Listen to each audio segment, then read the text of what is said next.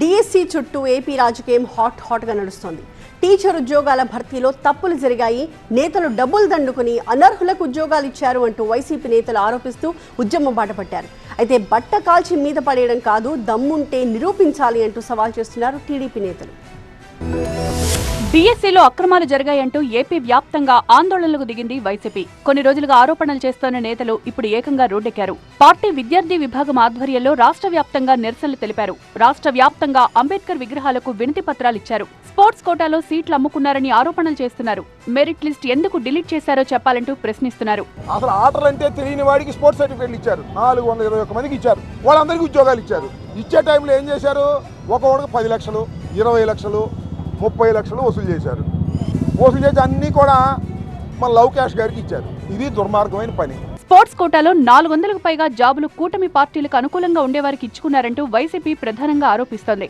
Tug of war కూడా, యోగాసనాలు కూడా ఒక గేమ్ అంట. అందులో పార్టిసిపేషన్ సర్టిఫికేట్ ఉంటే చాలు వాళ్ళకు ఒక జాబ్. అంటే ఇందులో ఎంత పారదర్శకత లోపించింది అనేది ఈ విషయంలోనే స్పష్టమవుతూ ఉండే పరిస్థితి. డిఎస్సీపై వైసీపీ విమర్శలకు సీఎం చంద్రబాబు కౌంటర్ ఇచ్చారు. డిఎస్సీలో ఎక్కడా తప్పు జరగలేదని క్లారిటీ ఇచ్చారు. తప్పుడు ఆరోపణలు చేస్తే చూస్తూ ఊరుకోబోమని హెచ్చరించారు సీఎం చంద్రబాబు.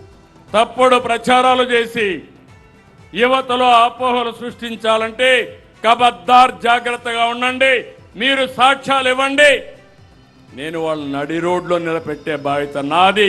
అనవసరంగా చేస్తే మిమ్మల్ని కూడా నడి రోడ్లో నిలబెట్టే బాధ్యత ఈ ప్రభుత్వం తీసుకుంటామని మరొకసారి హెచ్చరిస్తున్నా.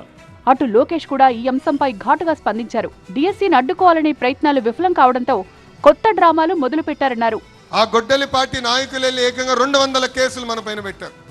డిఎస్సీ అడ్డుకోవాలని ప్రయత్నించారు, కానీ ఎక్కడా వాళ్ళు అడ్డుకోలేకపోయారు.